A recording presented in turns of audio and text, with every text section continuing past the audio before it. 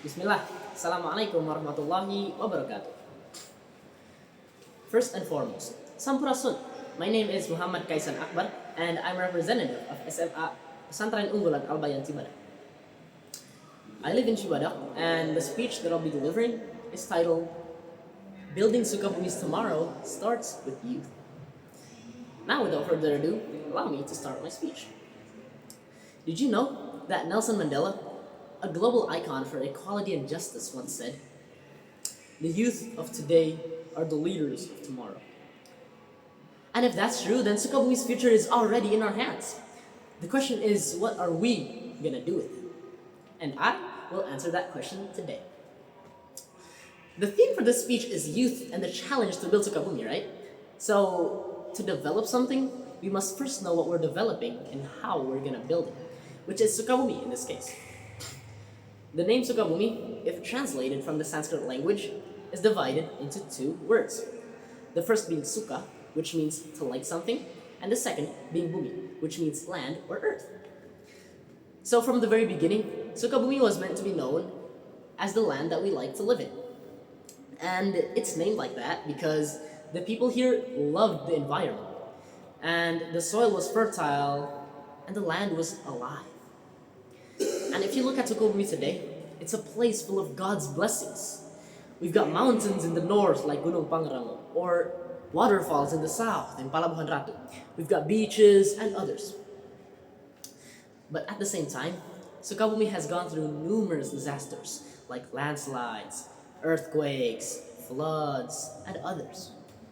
We also have difficulty developing as the era changes into the digital era, which results in our struggle to develop this beautiful region. Even though Sukabumi has a lot of potential for the future.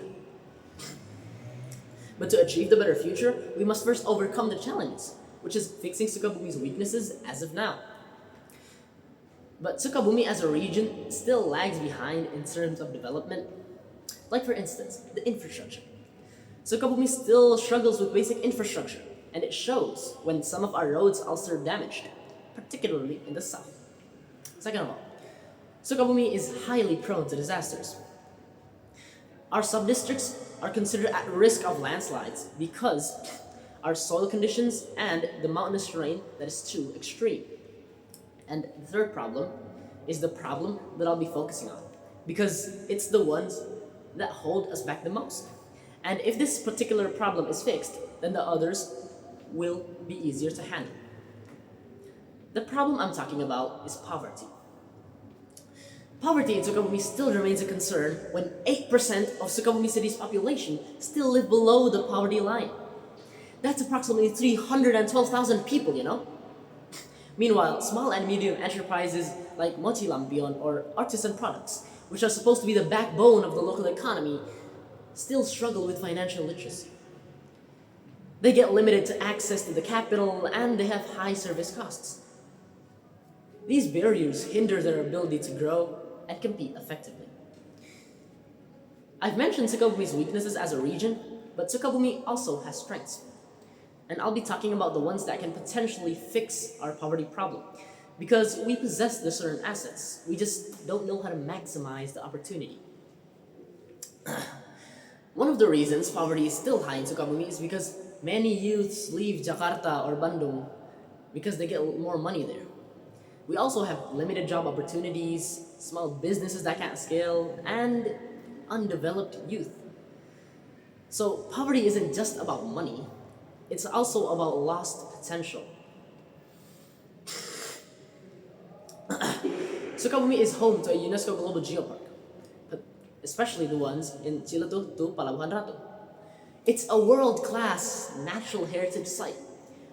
It's also home to other attractions like beaches in Palabuhan Ratu, mountain ranges, and cultural tourism. And these tourist sites can potentially fix our economy because by attracting tourists, the local community nearby can sell food, they can rent their homes, or they can perform traditional arts to promote the Sundanese culture. And this is where the collaboration matters, where the older generation brings their local knowledge and tradition while we as youth try to support them as best as we can using what we know best, which is technology, promotion, and creativity. I'll be talking about youth because they're the keys to building Sukabumi's economy, because they're the ones that can face this current era's challenge, which is digitalization. The youth can use digital marketing to promote our products and tourism. Like, for example, making short videos, reels, or TikToks showcasing Sukabumi's beauty to attract the tourist attention. There are already youth-led Instagram pages, like at Explore Sukabumi or at Sibubu, which is an influencer, if you didn't know, that makes content promoting Sukabumi's nature, and his videos attract thousands of viewers. So if more youth join in, then Sukabumi's tourism visibility will grow. They can also create apps for booking local tours or social media campaigns that showcase Sukabumi as a whole. Or they can modernize traditional businesses using packaging, branding, and global access. Because everything is done digitally these days, right? It's the thing that connects us all. And some of you might say, can the youth really do this? Can Sukabumi compete with Bandung or Bali? And honestly, that's a fair question. I can't argue. But history speaks for itself. Every big change starts out small. Bali wasn't world famous in 1 year, right? Or Bandung. Bandung wasn't Paris Van Java overnight, right?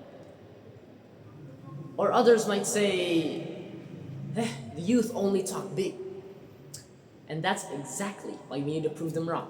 Not tomorrow, but today. Could you imagine Sukabumi in 2035 having roads that connect villages without delay, businesses run by our own people, and tourists coming to enjoy our geopark and our beaches?